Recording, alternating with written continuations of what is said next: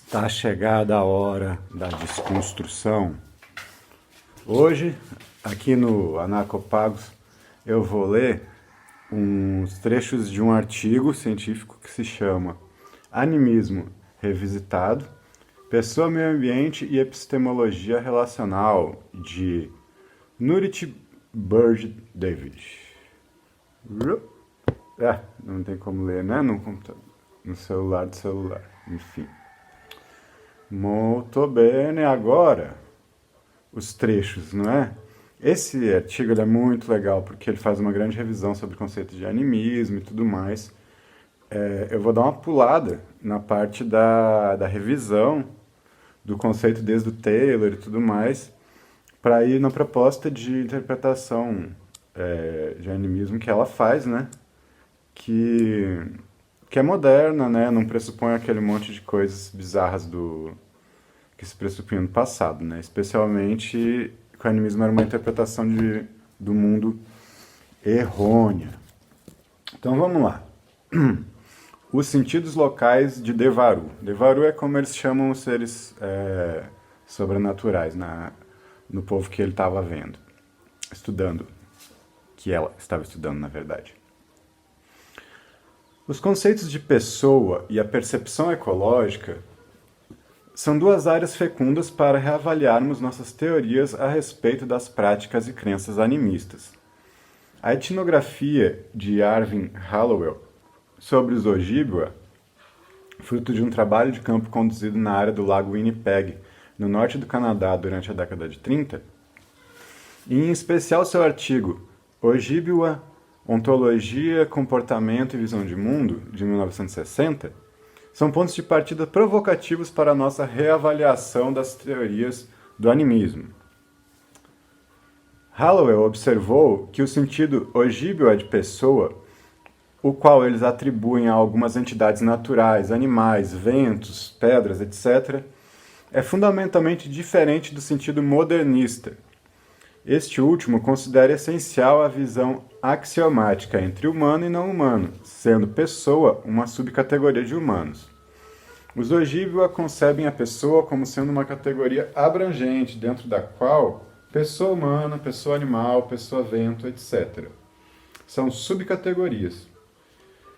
Fazendo eco ao relato de Evans Pritchard sobre a magia Azande, Hallowell argumenta, além disso, que ao contrário da sabedoria recebida e na ausência de dogma objetivista, a própria experiência não exclui as ideias animistas dos Ojibwa.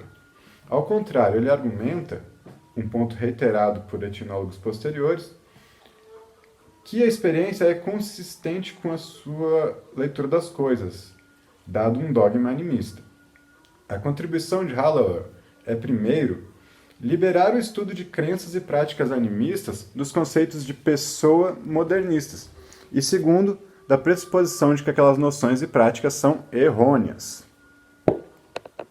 Eu seguirei o caminho de Hallowell, usando dados etnográficos extraídos em grande medida do meu trabalho com os Nayaka. A comunidade de caçadores e coletores do bosque de Gir Valley, na região de Newry e lá no sul da Índia. Meu objetivo será entender os sentidos daquilo que eles chamam de Devaru, um conceito que não é somente uma palavra nativa que requer tradução linguística, e sim também um conceito enigmático para o pensamento positivista.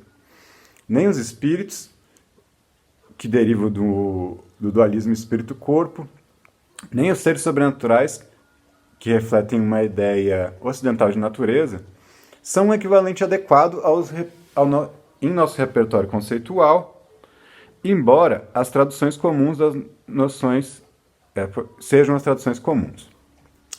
A alternativa de Hallowell, pessoas outras que humanas, escapa das armadilhas que ficam sempre à espreita quando se traduz aquelas noções com um vocabulário modernista.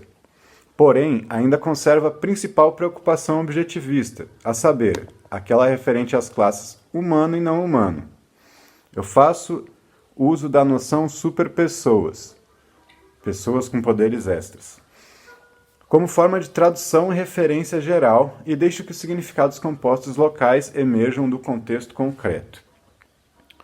Strattern, em sua comparação criticamente orientada entre as noções de pessoa melanésia e euro-americana, argumenta que a irredutibilidade do indivíduo é uma noção modernista. Não é em todo lugar que o indivíduo é considerado como uma entidade única, delimitada, integrada e definida de forma contrastante com outras entidades de igual natureza. Assim como pensava e vivida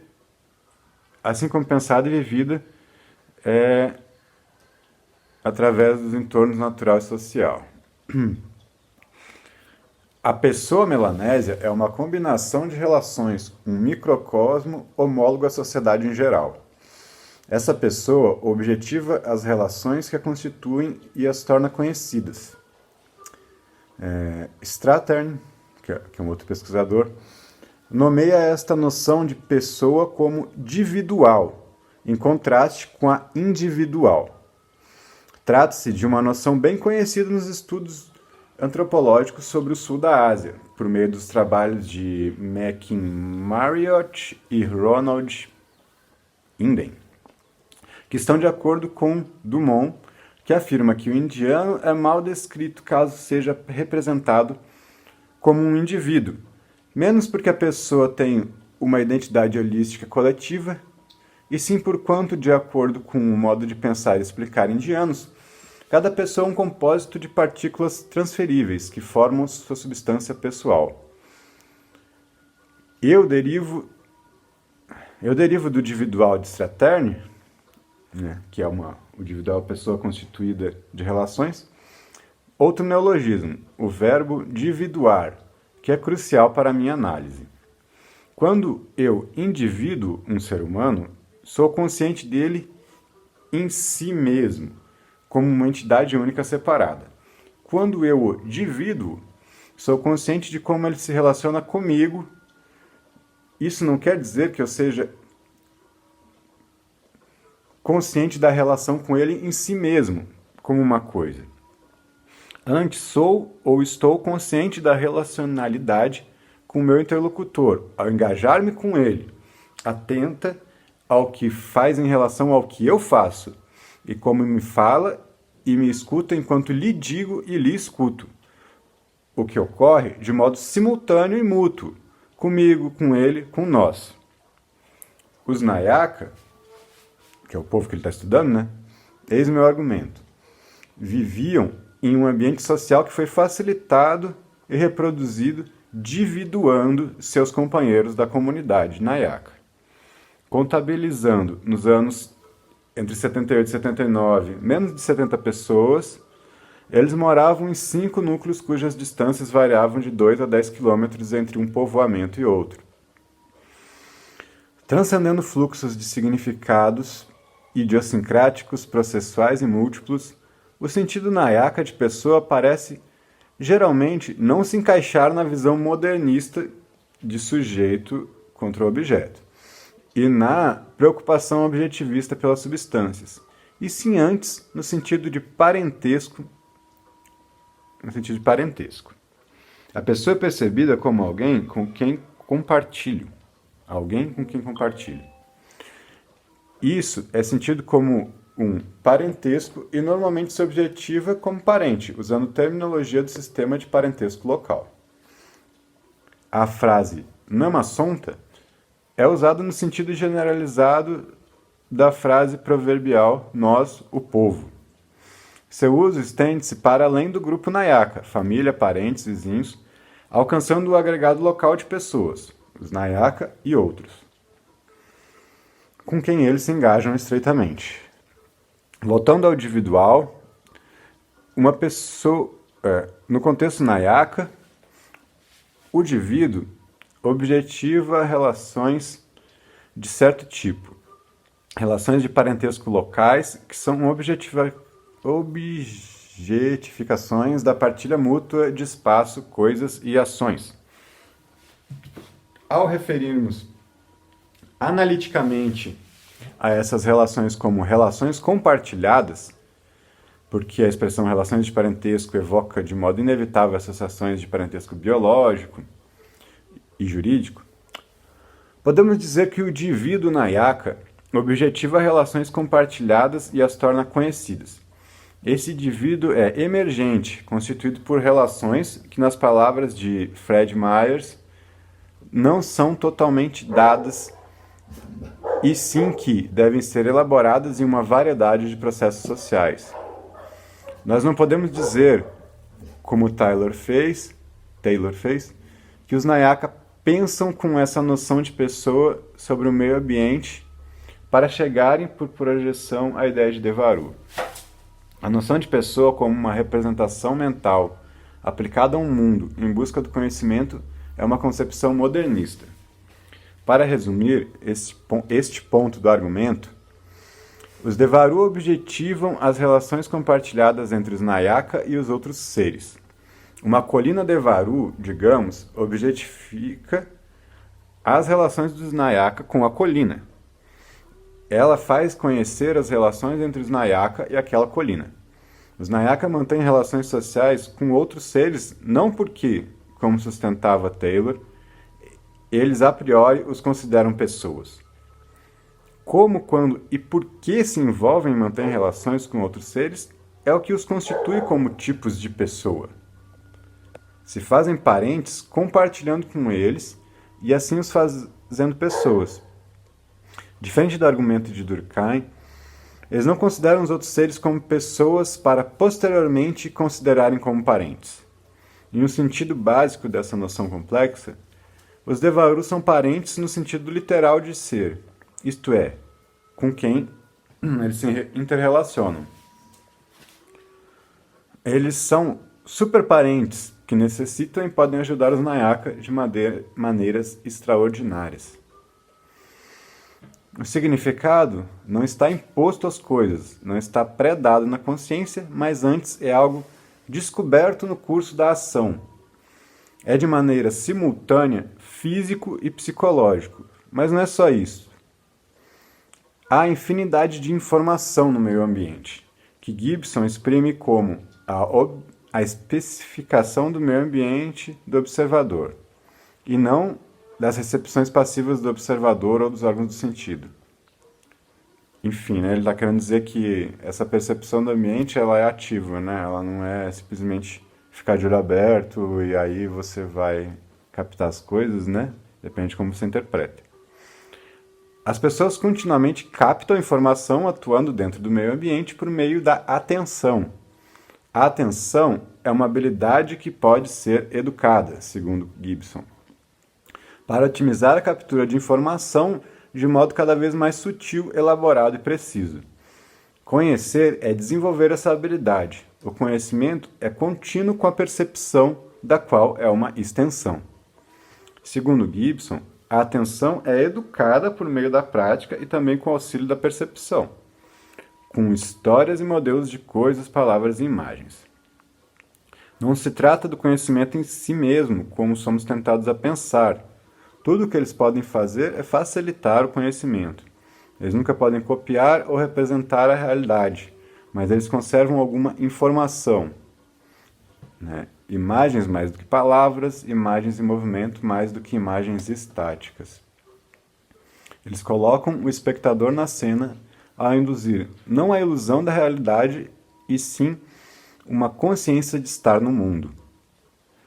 Eles transmitem à próxima geração as habilidades do ofício humano, os trabalhos realizados pelos primeiros Vou abrir aqui o aspas. Transmitem à próxima geração as habilidades do ofício humano. Os trabalhos realizados pelos primeiros perceptores foram armazenados para os seus descendentes. A extração e a abstração das invariantes que especificam o meio ambiente se fazem muito mais fáceis com essas ajudas à compreensão. Sim, que ele está falando aqui sobre todas essas... enfim, o conhecimento passa de uma geração para outra, né? E esse ensino dá atenção em relação ao mundo. Ele faz uma analogia. Se cortar árvores em partes simboliza a epistemologia modernista, falar com árvores, é o argumento, resume a epistemologia animista dos Nayaka, né? Segundo essa versão dessa antropóloga. Falar é a abreviação para uma relacionalidade responsiva bidirecional com uma árvore. Antes de ser uma fala de mão única com ela, trata-se de compreender como se pudesse escutá-la e entendê-la. Falar com significa ter atenção intensificada às variações e às invariações no comportamento e estar responsivo às coisas no estado de relacionalidade. E desse modo alcançar o conhecimento das coisas que se transformam por meio das vicissitudes ao longo do tempo do compromisso com elas. Falar com uma árvore, ao invés de cortá-la, é perceber o que acontece quando alguém age em direção a ela, responsivamente, sendo consciente a um só tempo das mudanças em si mesmo e na árvore. Trata-se de esperar a resposta e responder, crescer dentro de uma mútua responsividade e possivelmente também de uma mútua responsabilidade. Trata-se de dividuar o ambiente, ao invés de dicotomizá-lo, e voltar a atenção à nosidade, que ela diz aqui, né? Que absorve as diferenças antes da alteridade, né? Essa nosidade seria uma oposição à alteridade, que ressalta as diferenças e eclipsa seus pontos comuns. Contra o eu penso, logo existo, coloca-se o eu relaciono, logo existo. Eu sei quando me relaciono. Né? Isso aqui é o saber, né? É você estar em relação. Contra a concepção materialista do meio ambiente, entendido como coisas discretas, coloca-se o enquadramento relacional do meio ambiente, enquanto relacionalidades aninhadas. As duas formas são reais e válidas, cada qual tem suas limitações em forças. Enquadrar o meio ambiente de uma maneira relacional não constitui a única forma de os Nayaka conhecer seu entorno, ainda que no meu entendimento eles a considerem como autoridade frente às outras. Tampouco ela é única para os Nayaka. Eu colocaria como hipótese que as epistemologias relacionais desse tipo gozam de autoridade nas culturas de povos que comumente chamamos de caçadores-coletores. Esses povos normalizam o compartilhamento com as pessoas parceiras. Eles se engajam intimamente com seu meio ambiente. Eles celebram ritos animistas. Suas tradições de rituais, por exemplo, são funcionalmente similares ao Pandalu dos Nayaka. Ele citou alguns outros povos coletores aqui, mas eu não vou fazer uma lista dos rituais e posses. Estes ritos envolvem a visita de superpessoas que aparecem por meio do transe e da dança, ou fazem ouvir sua voz. Isso parece rituais aí de uma religião afro-brasileira, né? Que a gente conhece. Ele descreve bastante parecido. Quando ele vai falar, essa parte do livro eu não vou ler, né? Mas é bem parecido aí com receber, né? As entidades, né? No próprio corpo, o que os Nayaka fazem. Os Nayaka consideram essas superpessoas como amigas e parentes, e muito frequentemente se dirigem e se referem a elas com termos de parentesco.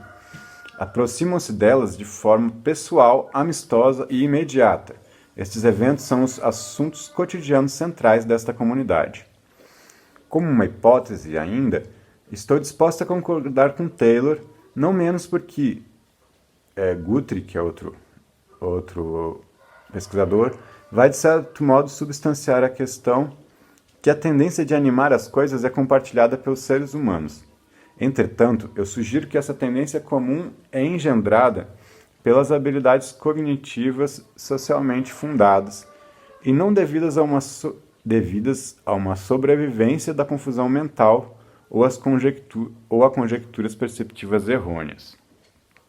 Que é o que o Taylor e o outro cara aqui defendem, né? Eles estão, no final das contas, detratando, né, a ideia do animismo e o pensamento animista, né? Estudos recentes relacionam a evolução da cognição humana com a interação social com partes humanos. O argumento subjacente em questão, é que as relações interpessoais que requerem planificação estratégica e antecipação da ação, resposta e reação são mais exigentes e desafiantes do que os problemas da sobrevivência física. Como consequência, as habilidades cognitivas têm sido envolvidas dentro de e para um tipo de engajamento social e são socialmente fundadas. Nós empregamos de modo espontâneo essas habilidades em situações nas quais não podemos controlar ou predizer o comportamento de nosso interlocutor, quando seu comportamento não está predeterminado, senão em uma conversação conosco. Empregamos essas habilidades nessas situações, independentemente de envolver seres humanos ou outros seres, cuja classificação respectiva é às vezes parte do conhecimento reflexivo, seguindo e não precedendo a situação do compromisso. Nós não personificamos primeiro outras entidades e depois socializamos com elas, e sim as personificamos como, quando e por que socializamos com elas. Reconhecer uma conversação com um contra-ser, que equivale a aceitá-lo dentro de relações de parceria, antes que no relacionamento de uma essência comum, o converte em uma pessoa na relação com nós mesmos. Ou seja, né, ele está querendo dizer que é o próprio ato de você iniciar um relacionamento que transforma aquilo de ser uma pessoa, né? Então, até... O artigo é grande, gente, tá? Tem umas 100 páginas. Mas, basicamente, na hora que você fala, esse celular é uma porcaria, porque ele não quer fazer tal coisa, você já está fazendo esse movimento que seria de dar uma personalidade para o objeto. Mas uma cultura animista não é simplesmente você projetar num objeto uma pessoa assim para desabafar nesses momentos. É você realmente reconhecer a existência dessas pessoas. E isso depende da existência dos seus ancestrais se relacionando com esses seres. Então, foram seres que seus ancestrais resolveram começar a se relacionar. Então, é uma colina, um vento, determinadas árvores, determinados animais, ou talvez um rio, enfim. São seres com quem eles falam. O rio fez isso, o rio fez aquilo, o rio quer tal coisa, né? E a partir do momento em que eles estabelecem essas relações com esses seres, é que eles passam a ser pessoas, ou seja, não é todo rio, não é toda colina, não é todo vento, não é uma nuvem qualquer, ou nuvens específicas, e assim por diante. E assim, da mesma forma, quando você entra num estado de transe e a pessoa começa a se comportar, né, como quem está intermediando ali um ser sobrenatural, cada ser desse que aparece na pessoa é interpretado de forma diferente, né? As pessoas vão interagir, se o ser é ruim, digamos assim, né, por algum motivo que é prejudicá-los, as pessoas podem até querer banir ele, enfim. Mas é isso, não é a mesma coisa que você ficar puto com o seu carro, né? É diferente. Mas vamos lá. Aqui já é crítica, tá? Esse trecho aqui já vai terminar daqui a pouquinho. Acho que vai dar meia hora de vídeo. O cara já... É um outro pesquisador e ele fala sobre o texto da Bird. A ambição programática de Bird, David, para articular as relações ambientais e a pessoa é extremamente valiosa, mas em quais lugares nesse texto estão os insights da autora sobre as noções de pessoa que ela deseja empregar? Um aspecto altamente relevante da pessoa que poderia ter iluminado contraste relacionalista com o objetivista é a tendência das pessoas não ocidentais de ancorarem seus sentidos de pessoa em pontos de referência concretos e não abstratos. É a longa imersão nas especificidades concretas e experienciais do lugar que produz as condições favoráveis à relacionalidade. Se isso tem sido estigmatizado como uma prática infantil, como é o caso do conceito burguês de maturidade de Piaget, não é porque nascemos pré-modernos, A abstração, o destacamento e a objetificação são produtos de biografias modernas das classes médias e altas. Bird observa que as epistemologias relacionais são performativas, pois seus significados dependem mais do que elas fazem e menos do que elas representam. Ironicamente, em outro nível lógico, o mesmo se passa com o conhecimento objetivista, contudo, precisamente por não admitir isso. Ao colocar as questões como uma mera representação, ele realiza um ato de alienação, uma renúncia à responsabilidade, através da qual uma racionalidade instrumental e incorpórea é liberada para exercer suas ações no mundo. É o mundo das ideias, né? Se sobrepondo ao mundo material. Finalmente, isso pode restringir o nosso campo de visão para concluir que a tendência humana de animar as coisas é engendrada por habilidades cognitivas socialmente condicionadas. Se a condição humana evoluiu para nos equiparar para relações interpessoais com interlocutores imprevisíveis, talvez também tenha sido porque as relações ecológicas são fundamentalmente comunicativas.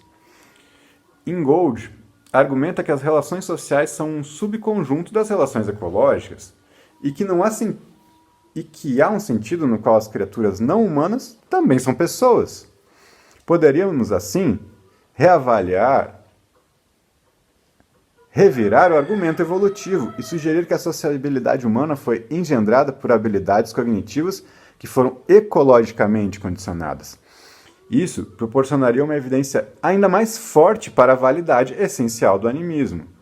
O tipo de responsividade previsto no planejamento interativo antecipado, no entanto, é fundamentalmente diferente do que Bird tem em mente quando fala da relacionalidade responsiva de mão dupla com os componentes do ambiente, como as árvores, uma relação que vem de uma história de envolvimento íntimo entre seus participantes. Conversar com uma árvore, como ela ressalta, não é uma questão de atribuir erroneamente à mesma uma inteligência interna, e em seguida configurando como ela pode decidir reagir ao que se faz, e sim de perceber o que ela faz quando alguém se engaja com ela, estando simultaneamente consciente das mudanças em si mesmo e na árvore. A responsividade nesta visão equivale a uma espécie de participação sensorial, a um acoplamento do movimento da atenção ao movimento dos aspectos do mundo. Se há inteligência em funcionamento, ela não está dentro da cabeça do autor humano, muito menos dentro da estrutura da árvore. Antes, ela é imanente ao sistema total de percepção e ação constituído pela copresença do ser humano e da árvore dentro de um meio ambiente mais amplo. É muito doido, né? A árvore e o ser humano só interagem porque existe luz que vem lá do sol e o som que se propaga pelo ar, senão a árvore e o ser humano não estariam percebendo um ao outro, né? Para desenvolver essa ideia ainda mais, a primeira coisa que devemos descartar é a concepção cognitivista da inteligência como um dispositivo computacional mental responsável pelo processamento dos dados de percepção e pelo controle das ações. Os seres humanos em todos os lugares percebem seus entornos de modo responsivo, não por causa de uma predisposição cognitiva inata, e sim porque, para perceber, eles já devem estar situados em um mundo e comprometidos com as relações que tal situação pressupõe. É isso. As citações acabaram. Pois é, gente. É muito legal essa parte, né? Eu gostei muito desse texto, de entender como que o animismo ele é uma visão de mundo com uma perspectiva muito válida. Ele não parte de infantilismo, não parte de uma espécie de falha dos seres humanos antigos. Na verdade, os seres humanos do Paleolítico já eram tão inteligentes quanto a gente. Se você olhar, o tamanho do cérebro era maior, mas, enfim, vamos dizer que cérebro não quer dizer inteligência. Mas o fato é, eles não eram menos inteligentes que a gente, porque eles não desenvolveram as coisas que a gente desenvolveu, né? Na verdade, as coisas que a gente desenvolveu, em muitos aspectos, são bastante burras e prejudiciais para nós. Então, como que eles poderiam ser menos inteligentes? Mas é isso, gente. Espero que tenha dado para entender mais ou menos a defesa da visão de mundo animista, relacional, e de como existe muita crítica a essa visão individual dos seres humanos e dos outros seres vivos, e que não é óbvio até mesmo essa questão de a mente ser algo dentro aqui da nossa cabeça, né? Quando você pensa que de forma alguma você estaria interpretando o mundo sem primeiro o intermédio de todo o conhecimento dos seus ancestrais, né? Eles te ensinaram a ler o mundo, né? A sua atenção está voltada, foi ensinada por eles, né? A língua que você fala molda como que você vê o mundo, e isso é inerente à condição humana, você não tem como escapar disso, mesmo que você se dedique muito a pensar fora da caixinha, você só pensa fora da caixinha que você estava, né?